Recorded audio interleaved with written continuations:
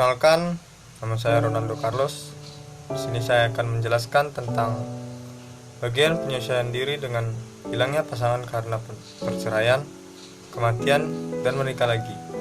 Penyesuaian diri dengan hilangnya pasangan akibat perceraian. Individu yang mengalami perceraian akan menghadapi banyak permasalahan.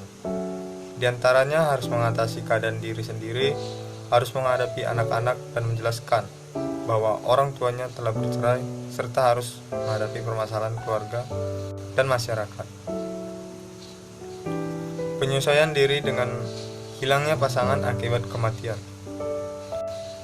Penyesuaian diri terhadap hilangnya pasangan hidup merupakan proses penerimaan secara sadar dari individu terhadap lingkungan, baik secara fisik, psikis, maupun sosial sesuai dengan kondisi yang dimiliki dan membutuhkan perhatian dan pengertian dari lingkungannya, karena hal-hal negatif dapat terjadi pada seseorang yang kehilangan pasangan hidup, antara lain menjadi sangat perasa dan banyak menuntut pada orang-orang di sekitarnya.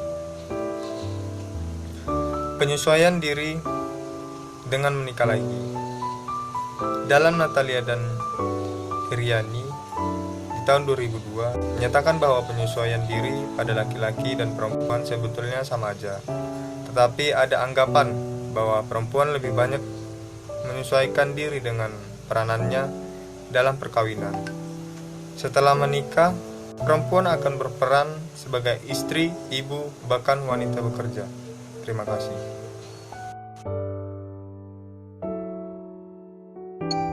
Penyesuaian diri ambang masa pensiun. Pensiun merupakan sebuah masa yang ditandai dengan berakhirnya masa bekerja seseorang sesuai dengan batasan usia tertentu yang telah ditetapkan. Penyesuaian diri menjelang masa pensiun adalah suatu usaha yang dilakukan oleh seseorang untuk dapat berinteraksi dengan baik dengan dirinya sendiri dan juga lingkungannya pada saat orang tersebut sudah berhenti bekerja atau pensiun, sehingga tercipta suasana yang harmonis. Penyesuaian diri menjelang masa pensiun ini diukur dengan menggunakan skala penyesuaian diri yang disusun berdasarkan aspek-aspek tertentu, yang mana aspek-aspek tersebut diantaranya yaitu yang pertama, mampu bertindak sesuai dengan norma yang berlaku serta selaras dengan hak dan kewajibannya.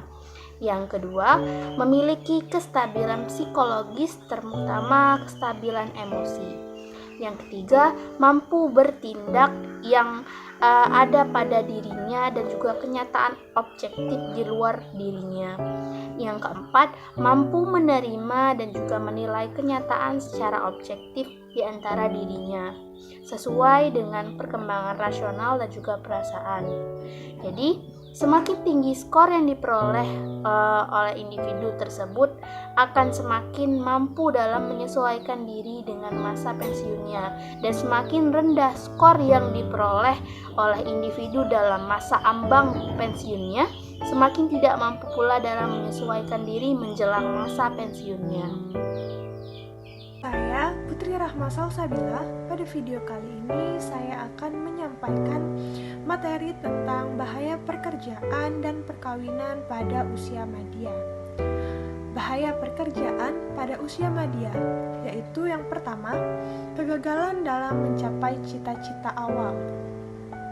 Kegagalan dalam mencapai cita-cita hidup yang sejak awal telah diimpikan oleh orang berusia madya mengakibatkan menurunnya sikap egonya, karena ia tahu bahwa usia madya merupakan saat pencapaian puncak prestasi, dan oleh sebab itu ia tampaknya tidak berminat lagi untuk meraih cita-citanya di saat usianya sudah cukup lanjut.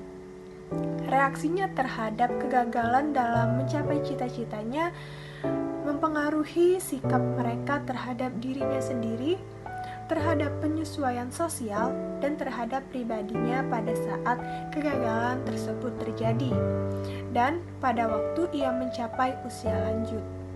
Yang kedua yaitu mandirinya kreativitas. Kebanyakan para pekerja pada usia madya menampilkan gejala kreativitas kerjanya mundur. Hal ini mengakibatkan orang merasa kurang dengan prestasi yang diperolehnya dan menyatakan bahwa kreativitasnya sudah tidak sehebat yang pernah dicapainya dulu. Yang ketiga yaitu kebosanan.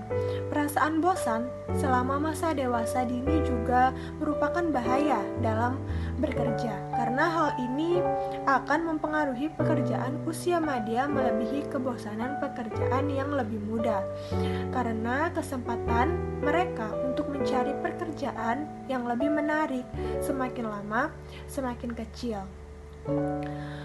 Semakin kecil kemungkinan. Yang keempat yaitu keagungan. Kecenderungan menjadi bigness dalam bidang usaha, industri, dan pekerjaan profesional lainnya juga merupakan bahaya pekerjaan bagi para pekerja yang berusia madya, karena kebiasaan bekerja dalam situasi ramah, situasi bekerja tidak formal, di mana dia tahu setiap teman sejawatnya, kapan waktu untuk istirahat, dan kesempatan santai lainnya, kapan waktu untuk mengobrol dengan kawan. Bekerja dalam kelompok besar merupakan ciri-ciri suasana bebas dari lingkungan kerja. Yang kelima yaitu perasaan terperangkap. Banyak pekerja usia madya yang merasa terperangkap dalam pekerjaan sebagai sisa hidupnya dan merasa tidak akan dapat untuk membebaskan diri sendiri sampai ia mencapai usia pensiun.